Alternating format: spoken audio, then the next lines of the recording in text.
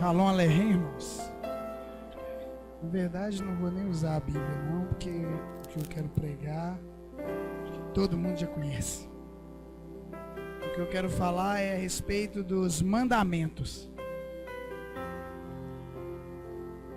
E, em especial, eu quero pregar a respeito de 3 dos mandamentos.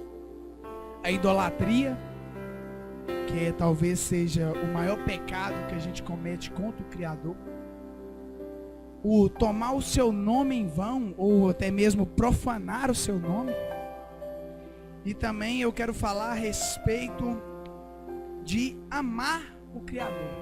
São essas 3 leis que o Criador me chamou a atenção nessa semana, que eu vim trazer para os irmãos. E a primeira dela é a respeito da idolatria. Como a gente sabe, ali em Êxodo 20, a Escritura cita, o Criador mostrou para Moisés os 10 mandamentos. Está ali em Êxodo 20, onde o Criador fala tudo com Moisés para que ele venha anotar e passar para o teu povo. E entre os 10 mandamentos estão esses 3 que eu fui chamado a atenção a respeito dele. E primeiramente a respeito da idolatria. Muitas vezes a gente só entende a Escritura de uma forma. A idolatria é quando você começa a adorar uma imagem ou uma escultura. Mas a verdade é que não se fecha somente nisso, não somente em adorar uma imagem e escultura. E é onde muitos, hoje dos servos, eles têm pecado contra o Criador, porque eles acham que é simplesmente isso. Ah não, eu não tenho uma Maria, ou eu não tenho um São José na minha casa, então eu não estou idolatrando. E esse é um defeito muito grave. Porque o pecar na idolatria não está referindo simplesmente à imagem. Ela está falando de tudo aquilo que rouba a glória daquele que é digno dela. Isso é idolatria.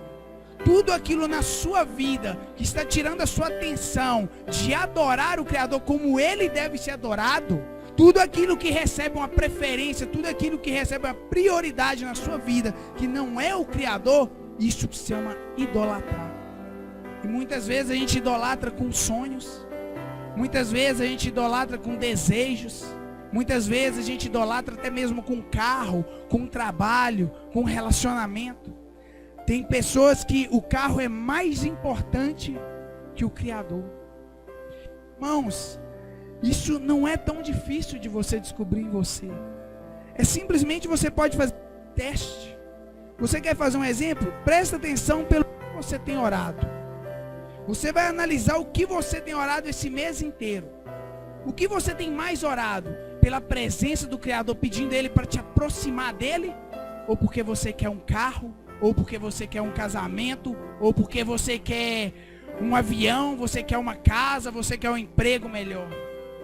Porque se o seu foco está nas coisas materiais, nos benefícios dessa vida, então sinto te dizer, você é o idólatra. Você é idolatrado. A sua prioridade não tem sido o Criador, mas tem sido os seus próprios benefícios, os seus próprios desejos.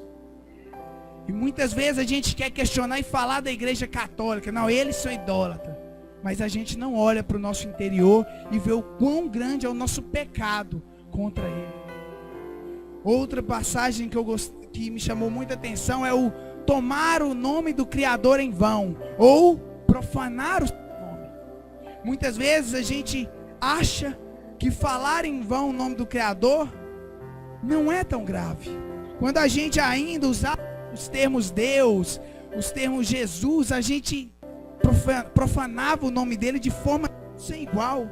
Que hoje a gente vê elas em filmes, em tudo, você vê essa profanação. Mas essa é uma dos meios, das formas de profanar o nome do Criador. Essa é a profanação pelos lábios. Essa forma de você blasfemar o nome do Criador, ela vem pelos lábios. É uma delas. E é quando você está ali, você vai pôr gasolina no seu carro e, como antigamente usávamos, meu Deus. É usar o nome do Criador de forma em vão. Sem necessidade nenhuma, sem reverência nenhuma, sem nenhum respeito, e você já quer usar o nome do Criador. E é tão grave que hoje até mesmo nas relações sexuais que o povo tem, querem usar o nome do Criador. Olha para você ver a impureza da boca do homem. Mas esse, irmão, é o pecado comum. Esse é o pecado que nós já conhecemos. Mas o Criador me revelou a profanação da atitude. Profanar o nome do Criador, blasfemar ou falar o nome dele em vão, não está somente no seu lábio, mas está também na sua atitude. E para isso eu quero citar um versículo em Ezequiel, capítulo 36, 20 e 21. E chegando as nações para onde foram, profanaram o meu kadosh nome, o meu santo nome, pois se dizia deles, são esses o povo de Arro, e tiveram de sair da terra. Mas eu os poupei por amor do meu kadosh nome, que a casa de Israel profanou entre as nações para onde foi. Se você lê o contexto dessa passagem, o Criador está ali fazendo a promessa para Israel, que mesmo com todas as falhas, todos os erros dele, ele iria restituir esse povo. Ele ia restituir esse povo por amor ao nome dele. Mas também quando você for lendo essa passagem, você vai ver o Criador falando que o povo profanou o nome dele com os seus caminhos errados, com a sua idolatria, com as suas atitudes.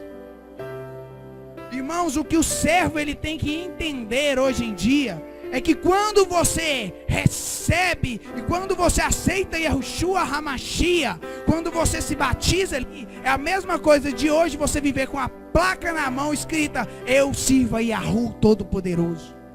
E todo pecado e toda falha que você comete, o povo lá do mundo vai, ó, lá é servo. Lá, adulterou, lá é servo. Lá, roubou, é pastor. E quando isso acontece, nós estamos profanando, porque a gente não vigia com nossos atos. Esse é o segundo dos pecados que a gente, muitas vezes, muitos servos não têm se preocupado. Mas o pior desses pecados está no Ahavá. Irmãos, o Criador me chamou tanta atenção sobre isso. O maior dos mandamentos: amai o seu Criador sobre todas as coisas. Sobre todas. E verdadeiramente a gente tem amado o Criador, irmãos. Irmão, qual é a sua relação? Qual é a sua verdadeira relação com o Criador? Irmãos, às vezes o povo tem confundido a relação de pai e filho e a relação de funcionário. Porque hoje, na maioria, os servos do Criador têm tratado ele como um funcionário. Tem gente que acha que bateu o joelho no chão. Não, eu estou amando o Criador. Eu já amo o Criador porque eu bato o joelho no chão e porque eu venho a casa. Mas quando você vai analisar a oração trata o Criador como um funcionário. Alguns tratam o Criador como médico.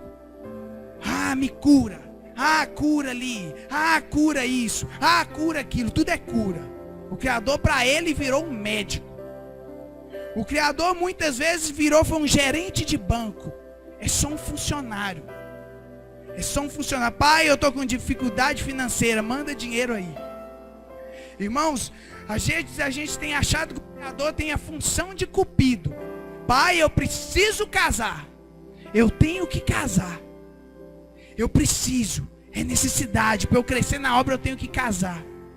E o pior dos cargos que o povo tem dado ao Criador é o cargo de gari. É porque o homem faz a bagunça, põe o joelho no chão e acha que o Criador tem a obrigação de limpar todos a bagunça que você fez diante da sua vida. Toda sujeira que você fez ali é o Criador que tem a obrigação de lavar.